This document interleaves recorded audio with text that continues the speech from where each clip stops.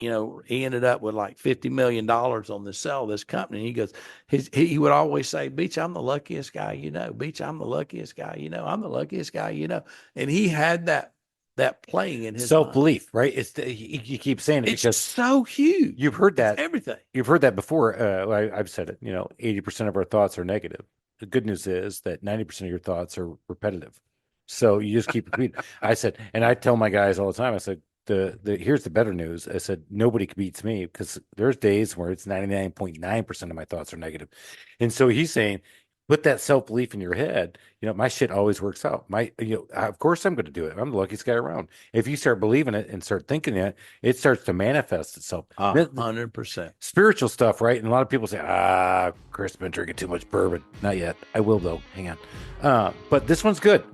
Welcome to the Small Business Safari, where I help guide you to avoid those traps, pitfalls, and dangers that lurk when navigating the wild world of small business ownership. I'll share those gold nuggets of information and invite guests to help accelerate your ascent to that mountaintop of success. It's a jungle out there, and I want to help you traverse through the levels of owning your own business that can get you bogged down and distract you from hitting your own personal and professional goals. So strap in, adventure team, and let's take a ride through the safari and get you to the mountaintop.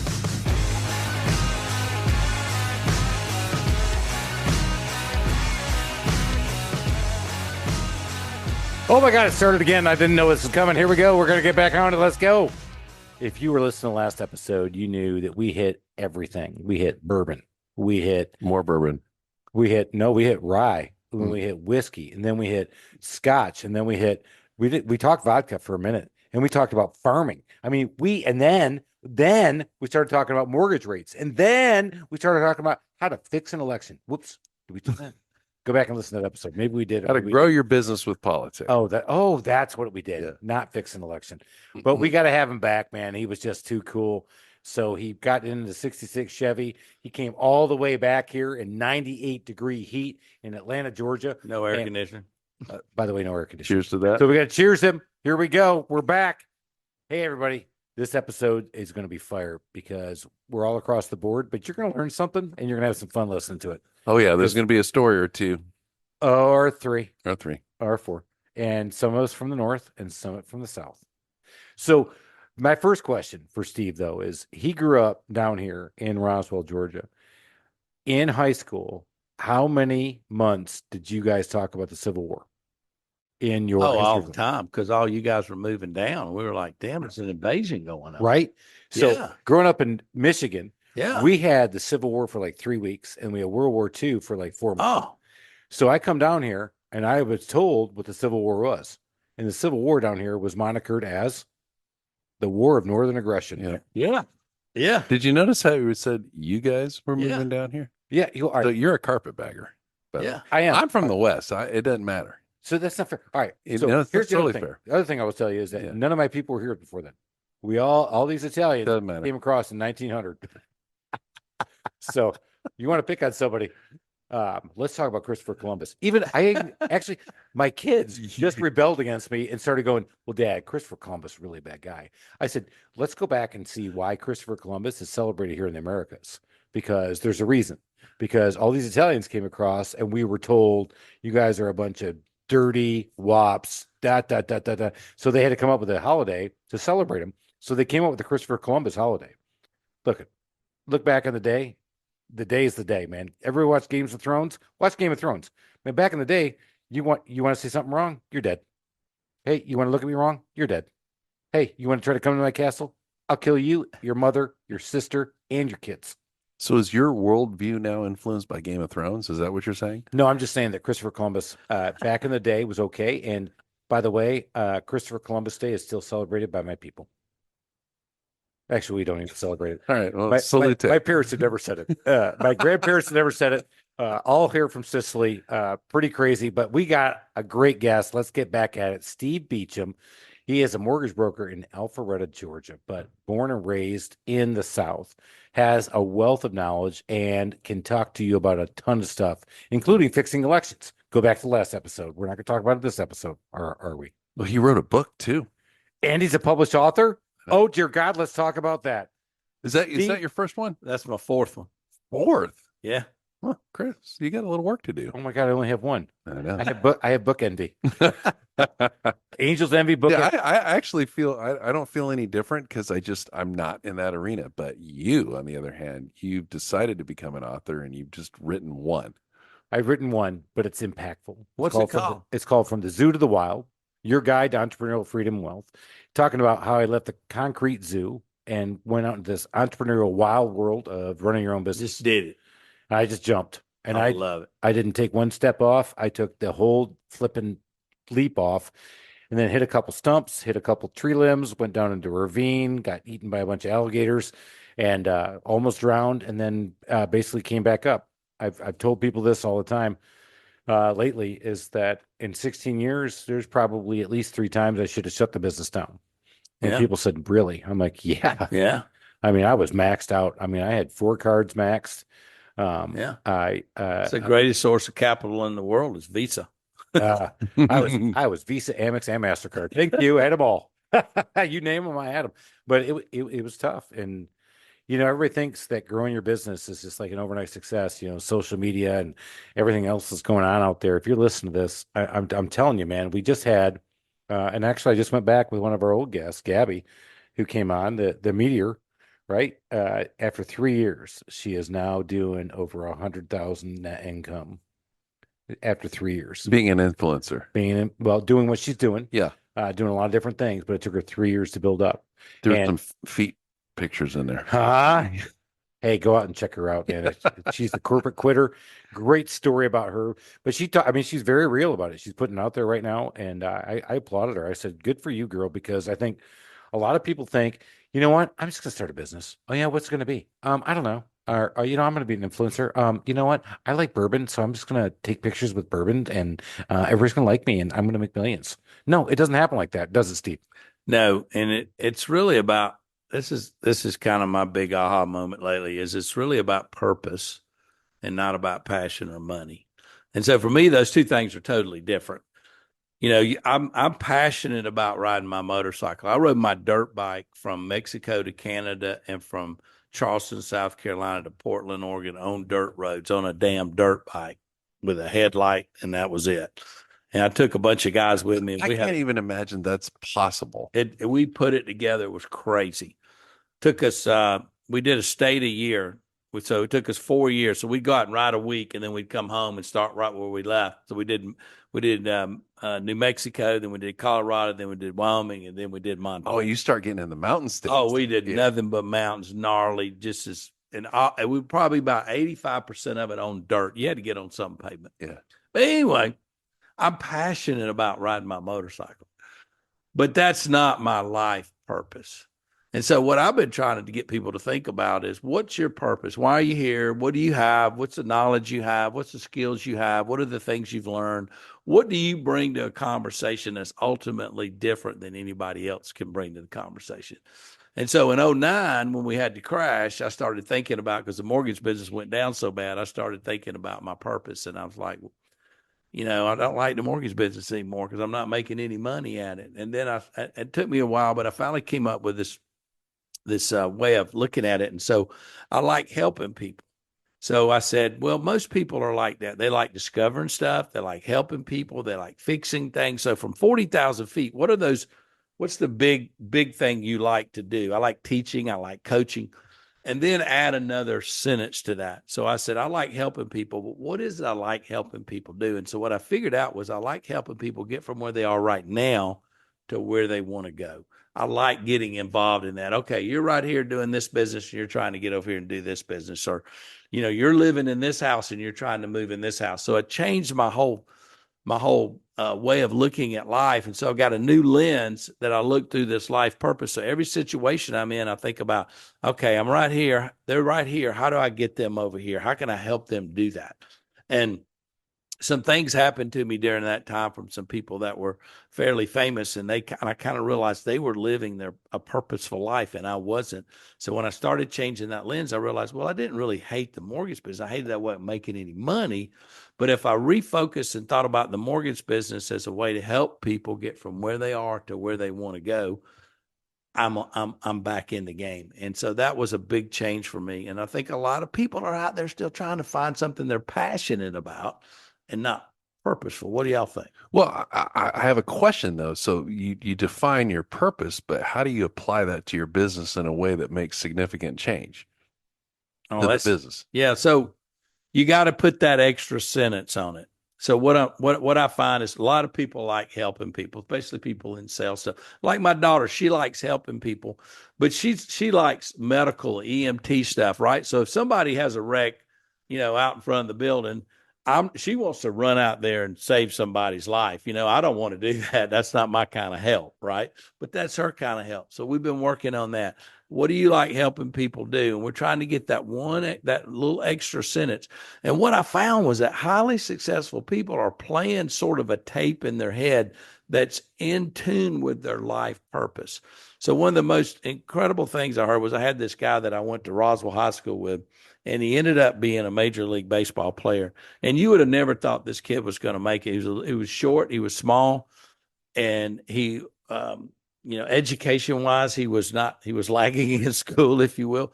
And he ended up playing Major League Baseball. And I met him after his baseball career. I kind of reconnected with him. And he kept telling me, I was asking him all these questions and stuff. And he kept saying, Beach, my shit always works out. And I realized after spending 2 days with him out in Arizona that was the tape that he was playing. He carried that conversation with him consistently. My shit always works out. And so I've brought that into my tape. It's like I like helping people get from where they are to where they're going to go because my shit always works out. I'm going to help them figure that out. I ran into some guys that were this one guy had sold a company and made a whole bunch of money, and it was kind of a lark thing. And he ended up with like $50 million on the sell of this company. And he goes, he would always say, Beach, I'm the luckiest guy, Beach, I'm the luckiest guy, I'm the luckiest guy, and he had that playing in his self-belief, right? You keep saying it it's because so huge. You've heard that everything. You've heard that before. I've said it. 80% of our thoughts are negative. The good news is that 90% of your thoughts are repetitive. So you just keep repeating. I said, and I tell my guys all the time, I said, here's the better news. I said, nobody beats me because there's days where it's 99.9% of my thoughts are negative.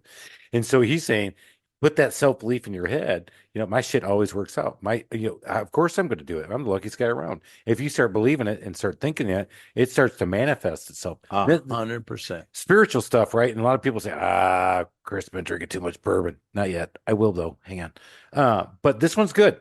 I mean, that's the part, when you surround yourself by people who are positive and putting positivity out there, you're better. You surround yourself with negativity, what happens to it? Makes me think Jack Nicklaus famously never thought he missed a 3-foot putt. Right. That's a great line. Yeah. Jack, do you ever miss a 3-foot? No, I don't think so. No, never missed a 3-foot. Yeah. Yeah. Yeah. And in his mind, he always makes a 3-foot putt. Yeah. I think it's that championship mindset, right? I was just driving around the other day. But highly successful people are playing that, and people that aren't highly successful don't know that they're playing that. They don't know that that's the only separation between the guy that's a superstar and the guy that's not a superstar yet. How do you get that belief? How do you just believe that mantra? I mean, you can say it all you want, but for me, it starts with the purpose piece. I got to start thinking about, okay, if I'm in any place in the world and two people are talking and I hear the conversation, what do they have to be talking about to where I don't give a shit if they like me or not? I'm going to get right in the middle of that conversation and I'm going to tell them what I think. So think about that. What do I feel so strongly about that I know so much, I've got so much more information about it than anybody else that I don't care if they like me or not. I know the information I've got is rock solid. See, I do that all the time, Ellen. What's my problem? Maybe I come across a little too Italian. Huh? Huh? Or maybe I lead with this. You are a fucking moron. You can't do that. So obviously Steve does it with a little bit more of a velvet hammer. I'm learning, right? Be a little bit more soft on it and tell the story. But back to that purpose. So your purpose is I'm going to help you get from where you are to where you want to be. And when you hear something, you're like, man, I just got to jump in. I don't care if they know me, like me, or call me an asshole. I'm getting in the middle of that conversation. I am that strong with that belief. So then that belief starts powering. Okay, then how do I change my conversation with myself? How do I know that I feel strongly about that so that I can start developing a new conversation with myself? I call it the tapes we play in our head. I wrote a book about it. And so It's not this book. it's not this book. Oh. And so that, to me, what I realized when I started talking to a lot of people, that's the game changer piece. It's like that one day I was kind of writing a book and the UPS guy walks up and he's delivering a package. And I'm like, how's it going, man? He's like, oh, man, it's terrible. My wife, she's mad at me. I'm never home time for the kids' games. And, I don't know if I'm going to stay married to the bitch or not, and blah, blah, blah. And he's just going on. And it's like negative, negative, negative, negative, negative, negative, negative. And I'm like, dude, whoa, time out. Do you realize all the negative stuff you just said? He goes, well, no, I thought that was pretty good. I'm like, no, dude, you're beating yourself up. And so you start dealing with, my dad was a psychiatrist and my brother's a sports psychologist. And so when you start talking to them, you start realizing that people that are depressed and down and out and all, that's what it is, right? It's 90%, 95% negative, negative, negative. Nobody loves me. Nobody cares about me. I'm no good. I don't know what I'm doing. All comes from you, not other people. I mean, it's all just your particular thought. It's nobody else. I am a self-abuser like no other. Beating yourself up. And to be fair, let me say this. Yes, Alan is a complete self-abuser.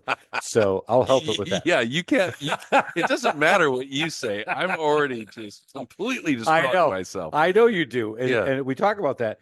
So let's go back to those thoughts. But Steve, how do you change them, man? I mean, that UPS guy, do you think he walked away going, hey, that guy was the smartest guy ever and he's a Dalai Lama and I just changed my whole thought? Probably went, that guy so first thing you do, start fighting the negative thought. Okay. So there's a couple of things you can do. So the number one thing you can do is you recognize it's a negative thought. If you continue to have negative thoughts, they will grow roots in your brain. Kind of like a tree. It's going to grow roots and they're going to get deeper. So you got to eliminate that negative thought as fast as you can. And so one of the ways you do it, my dad used to say he would talk to people about this in therapy and he would say, blow it up. Pretend like it's right there, whatever that negative thought is, and put dynamite under it and blow it up. Just boom. And every time that thought comes back, put dynamite under it, just blow it up. And he said, you might do that 1,000 times, but you just keep blowing it up. Don't let it fester and think about it for a long time. And then I had this, I was dreaming one night and on how do I do this with people on stage if I'm speaking to get them to think about it. So I came up with this idea that you do like hook 'em horns. So y'all do this like Texas, your left hand. Everybody hook 'em horns. Okay. And then you do this and that's the devil talking to you, right? And so he's in your left ear going, you're too old. You're too expensive. You don't know what the hell you're doing. And then what you can do is take this other hand and put a circle. And that's the halo, and this is the wings of an angel. And you can listen to this person, and that's like your grandmama going, you're the cutest little baby boy I've ever met. You make good grades in school. I love you, blah, blah, blah. So you have the option to listen to whichever one of those son of a guns you want to listen to. And so that's the first thing is to recognize this conversation is only yours. And you can change it and listen to this person. So the first thing you do is you start changing the conversation. You start hearing something negative. You go, you know what? I'm going to talk back to this negative conversation. Kind of like when your wife's bitching at you and she's giving you hell. And you can, we like guys, we take it for a while. And then finally, after a while, we go, all right, then we got to spread our wings and we blow up. We go, I'm done. I've had enough of this for the last 30 days. And then we get aggressive. Well, if you have a negative thought, get aggressive with the thought, bow up and go, no, I'm not going to listen to that. I'm not going to have that conversation. I'm going to go over here and I'm going to talk to my grandmother or my granddaddy or somebody that loves me. And I'm going to listen to that. Steve, you're a pretty good guy. You've worked your ass off. You've done a lot of stuff. You've written some books. You've been talking to people. You help people when they're in need. And I start having that conversation. And that's the start of the change. The third thing you can do is you can bring in an expert, kind of like, what was that thing where you could dial a friend, right? What was that? Oh, it was a game show. Yeah, the game show. Phone a friend. Yeah, phone a friend. Yeah. So let's think about, so for me, that would be like maybe Oprah, Dr. Phil, or maybe Tony Robbins. So when I'm having this negative thought, like I lay down on my pillow and I'm start having this negative thought about something and it's bothering me. So then what I do is I dial in like Tony, if it's something like that, or Oprah or Dr. Phil, and I comment and say, hey man, this guy's giving me a hard time. I'm having this negative conversation. I need some help. And so then Oprah goes, hey man, don't give Steve a crap. Steve's a pretty good guy. Steve's trying to do the right thing. And so they kind of come in as my teammate on my side. And so now we have a 3-person conversation going on to try to help me deal with that one negative thing.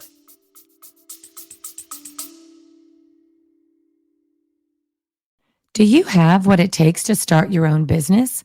Are you tired of the 9 to 5 corporate job and ready to make that leap into entrepreneurship? You need to check out From the Zoo to the Wild, the book by successful entrepreneur Chris Lalomia. This book is a unique perspective on the journey into the wild world of home services and delivering excellence in service while working in customers' homes. Lalomia shares his path to success in this industry, including proven customer relationship strategies, award-winning customer experience processes, and a unique approach to training a team of service technicians to perform at the highest levels. Whether you're a small business trying to scale or a franchise operation, From the Zoo to the Wild will give you the mindset, habits, leadership style, and customer-oriented processes to succeed as a small business owner in the world of home services. So if you're ready to take control of your future, get a copy of From the Zoo to the Wild today, available on Amazon.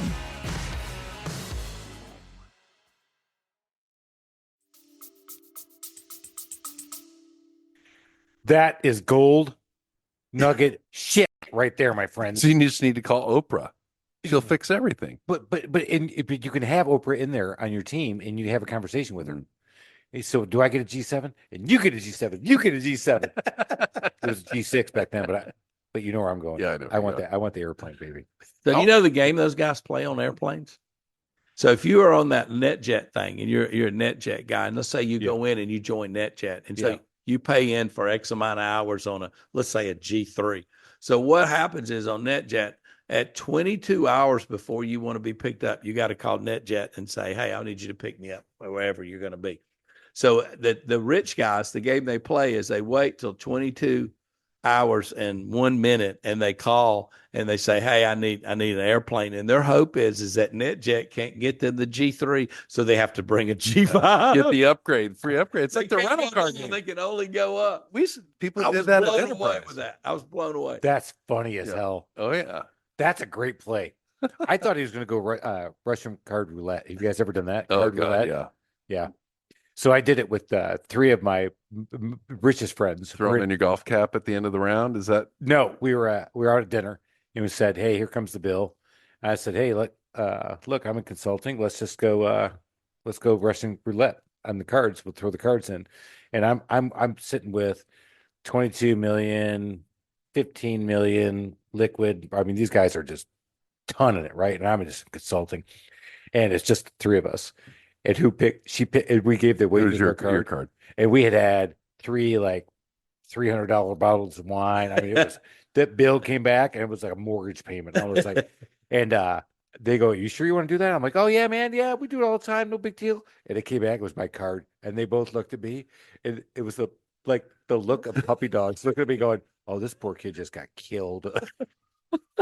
I signed up for it. Yeah, you deserve it. And $2,500 later, I paid for it. I'm like, holy crap. But we'll go back to NetJets. All right, back to mindset. So you have written 4 books. Mm-hmm. You had 4 books in you.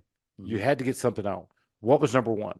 Number 1 was called Bass Ackwards Business, how you can grow your business by doing nothing but helping people instead of hustling. And it's Bass Ackwards because the way y'all learned it up there in Michigan was to go out there and cold call and knock on the door and do that. And so I said, I don't want to do that. That's nice. I don't want to do that. Freaking carpetbagger. You just did it all Bass Ackwards. So of course I did, man. That's the only way I know to do it. So I created this whole strategy about, can I influence you by just helping you? And so what I realized, I didn't have to make a cold call anymore if I went to see you, and only with the objective to help you. And I could care less if you called me about doing your mortgage or doing whatever business I was in at the same time at that time. So that's been my whole philosophy on life, is I just help. So I help 15, 20 people a day. And hopefully one of those people tells somebody about me, and I get a phone call out of the blue. Because the phone call that I want is, Steve, Chris told me to give you a call. What do I need to do? What's my rate? What do I do? And that's the way I get all my business. So it comes in referred, but it's because I helped somebody. And so what happens is when you help somebody, it creates a wow within them, which creates reciprocity. And so they want to help you back. And some people know how to do that and some people don't. Not everybody does, but there's always, you kind of got a little a favor from them at some point in time. They might bring you brownies, right? They might pour you some of their scotch, but some people will send you a referral. The reason why they don't send you a referral is because you haven't painted them a picture of what it is you're looking for. You've just said, well, if you know anybody's a real estate agent, well, if I said that's one way of painting a picture. If I say, hey, do you know anybody's a real estate agent that maybe works for Keller Williams or Sotheby's and they work in the Alpharetta, Johns Creek, South Forsyth, well, then I'm giving you a better picture of somebody that could refer me business. So you got to paint, the better the picture, the more detailed I am about what I'm looking for, the better chance I have of you referring that to me. Let's unpack that a little bit more, because Okay. you actually just started answering the question I was about to ask, because you can go out there with that true servant mindset. I'm helping, and everybody loves help. And then actually people are going to ask you for help, and more people are going to ask you for help. And at some point you're going, when does this come back to me? And you're trying not to do it in a way that you're expecting things to come back, but just the natural laws of karma or business or whatever would suggest. And if it's not coming back to you, but you said sometimes you have to paint the picture. So how do you It's about the wow. So like Adam Grant wrote a book, and I forgot the name of the book, but basically he said, we all got that friend. We're in a tight, like I need my grass cut, or I need somebody to help me move furniture around the house. And we call him, hey, Jim, can you come out and move furniture? And so poor Jim's been to your house 6 times and helped you do all this stuff. And Jim's like, the sucker never sends me any business, right? He said, because you never wowed him. But the time you call Jim, you say, Jim, hey, I need to move my sofa and a chair. And Jim shows up with like 6 high school football players, and we knock it out. And then he says, what else you need me to do? And you go, oh, wow, that was pretty impressive. He said, that's when the reciprocity kicks in. You got to wow them, because we all have that person. If you have a flat tire, there's a guy you'll call, or somebody, you're going to go through a list in your mind of who's not doing anything right now that could come help me in this situation. And so people volunteer all the time to do that, but they don't ever wow that. And then when they do that, they never talk about, you never drip into the conversation how what it is you're looking for by painting them a picture, by saying, hey man, I appreciate guy says, thank you for helping me. He said, man, I enjoyed helping you. Anytime you need me, I'll help you. But, anytime you run into a good real estate agent that works for Keller Williams, blah, blah, blah, blah, it looks like this, smells like this, blah, blah, blah, I'd really love to meet that person. And then you've left them with that picture. That's the key. And it's kind of specific. Did you notice that, Chris? He is so specific, because again, we just talked about this. Hey, who do you work for? Anybody who has a house? Chris, that's not going to work. We have 5.5 million people in the metro Atlanta area. That have a house. And that's a lot of houses, bro. You got to find your niche, because you can market to 5.5 million, and that would cost you about 5.5 million, and you won't make 5.5 million. So you'll lose all your money. It's all done. You got to know your niche. You got to work in it. And when you're working it, especially on personal level, like Steve does, when you're there, nothing beats a personal connection. And it's 1-to-1 to 1-to-1 to 1. And if your transactional volume like mine, my average ticket in the handyman space is, if you don't see us, it's about $350. If you see us, it's about $1,350. If we sell a remodeling job, it's about $26,000. And so I can't go out there and network with all these people. So my guys go out there and do it. Again, it's a scaling thing. You can't scale a small ticket business like this, but you can absolutely impact people and do this, because 40% of our business comes from repeat customers, 20% from contractor referrals, and 20% because people refer to saying, you guys got to go with these guys. So all the money I'm spending right now is on other stuff to get the next 20. Yeah. And so the big thing that I find with most people in business is that they're not really good at explaining that to the person in front of them, right? Miss Jones says to your project manager, hey, y'all did a great job, I really appreciate it. And they need to say, well, Miss Jones, if you know anybody else that, and so what I teach people to do is to explain it that looks just like the Miss Jones. So Miss Jones, like if you know anybody else that needs their basement redone like this, like if you know somebody that's a friend of yours, they don't have their basement done, or they don't have a bar like we just did in your basement or something, or they don't have a TV room or whatever, you save those things, because those are pictures that people could see. instead of remodel is not a picture. Steve hit on a big point. So we have a brochure and it says crown molding. It says, do you want to get crown molding installed? And I really went through all the taglines, and I can't tell you how many times I've gone out there going, do y'all do like crown molding?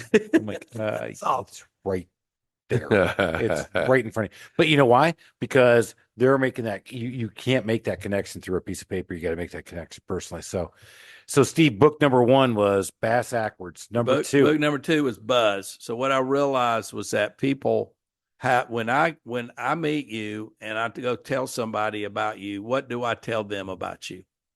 And the only information I have to tell them about you is whatever information you gave me.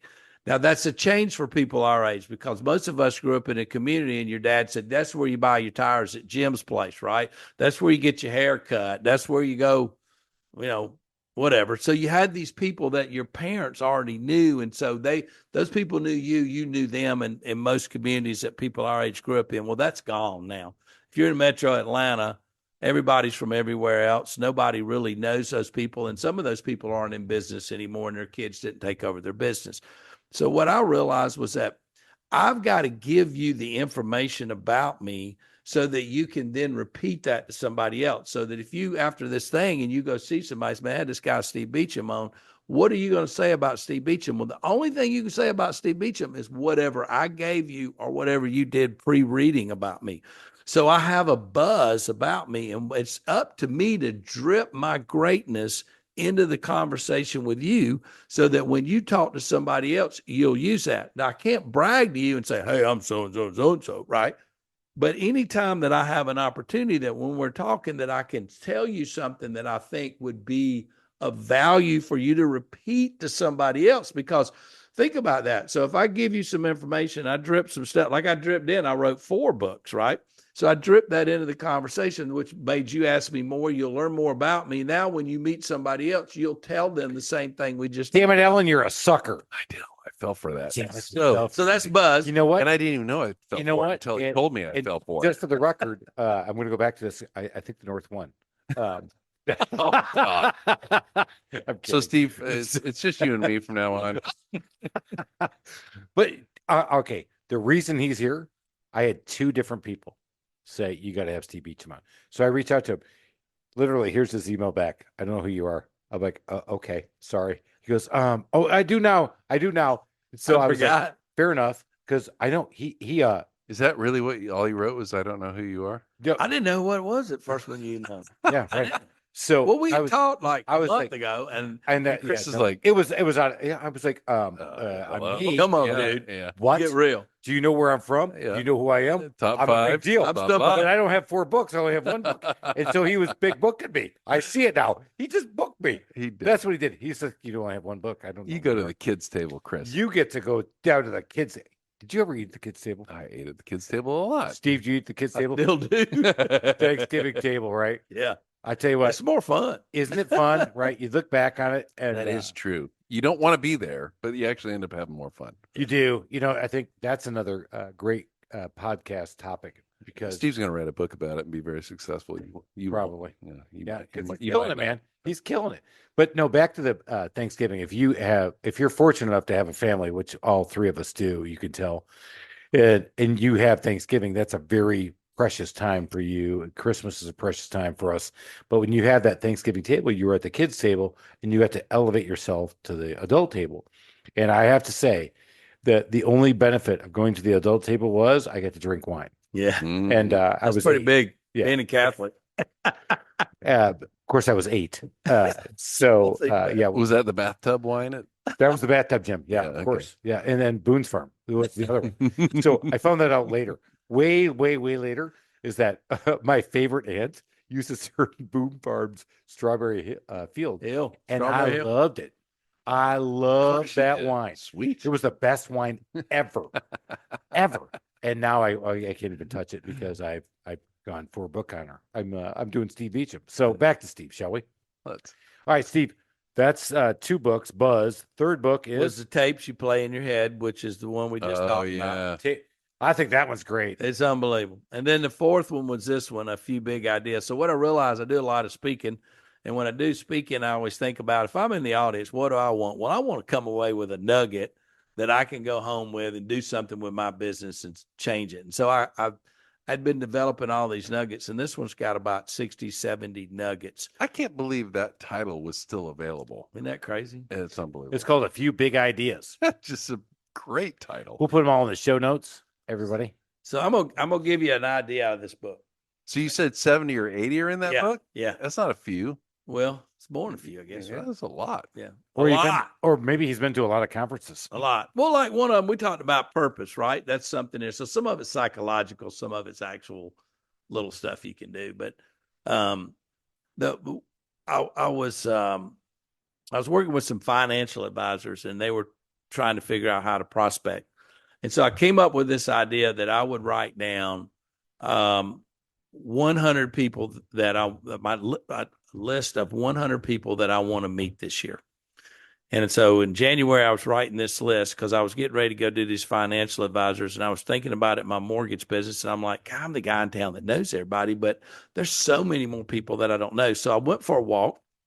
I was standing on the street corner down in downtown Alpharetta, and I said, I'm going to stand here at this red light, and I'm going to look at people when they come by. This is a town I grew up in, and I'm going to see how long it takes me before I see somebody I know come by me. How long will that take?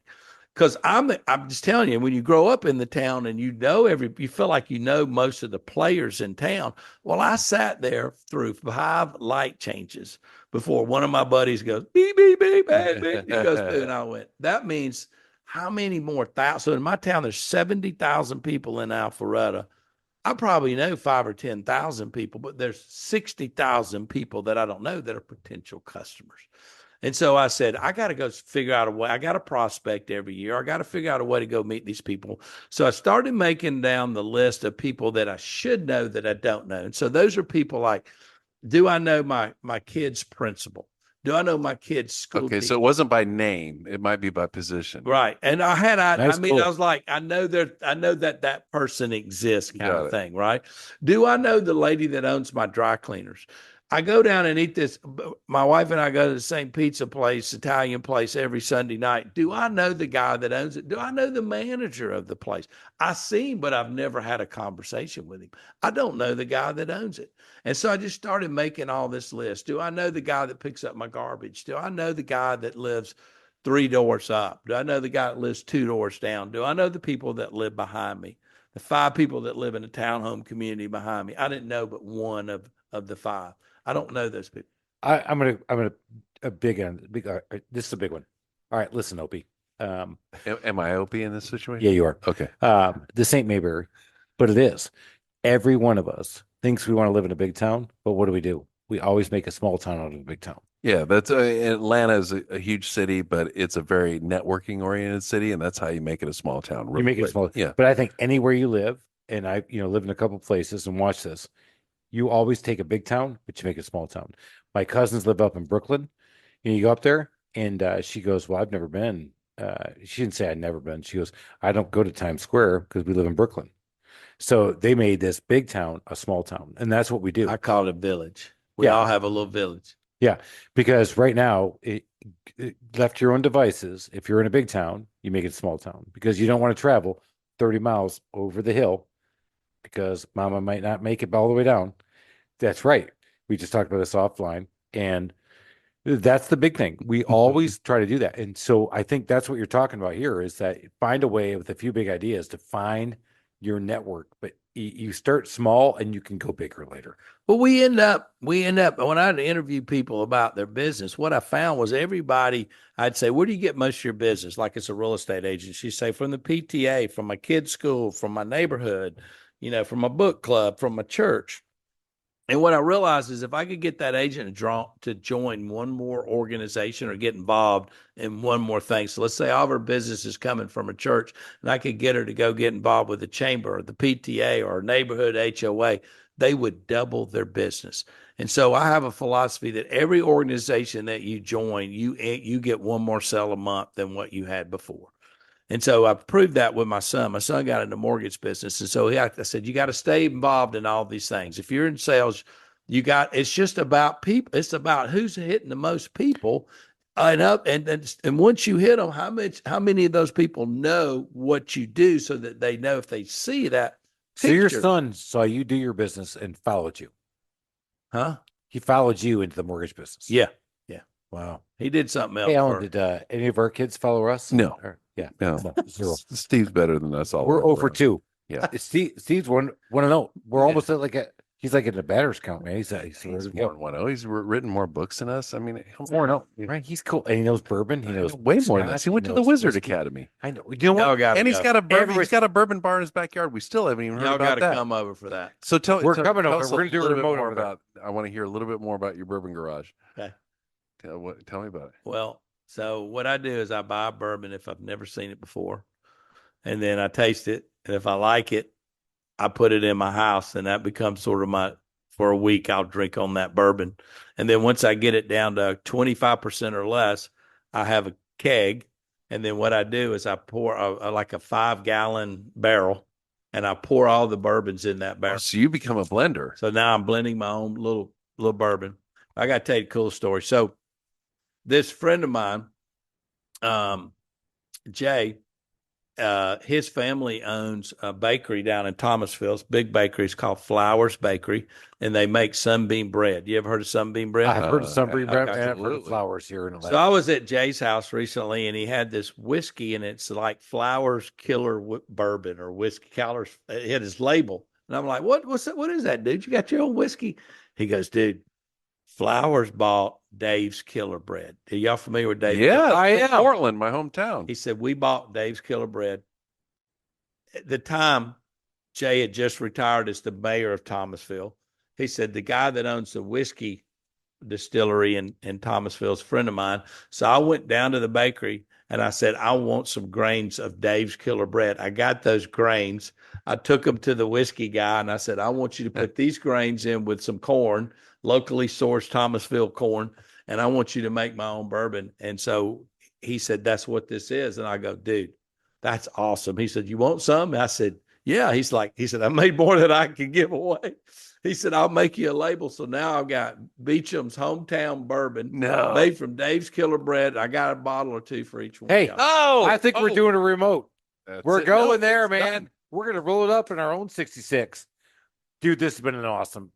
This has been way cool, right? Thank y'all. We hit it all. This guy was good. So how do we find him? We found him through all the things he talked about in his book. He drifted out. And then good people I trust, people I love have said, you have got to have him on. What's the name of your mortgage business? Hometown Mortgage. All right. So We're Alpharetta's oldest mortgage company. And you do mortgages state of Georgia? State of Georgia and Alabama. Okay. all right, you got to go find him. You're going to put in the I'm show going to notes. say you're a dumbass Hometown if you mortgage. don't go through Steve. I think you have to. Yeah. I mean, we have made a connection. This has been about what we do. This has been amazing. Hey, guys, if you didn't pick something up, that's on you, man, because this guy dropped some serious freaking nuggets. Go make it happen. Guess what? It's hard out there. Keep those positive thoughts. That's what Steve just told you. Keep them going. And when the negative ones creep in, don't do like Chris. Get them out. Buy book 3. Buy, but blow them up. Blow them up, blow them up, blow them up. And then put Oprah in your conversation, and you can get happy, and you can get a G7. Let's go get a G7. Come on, Al, get out of here.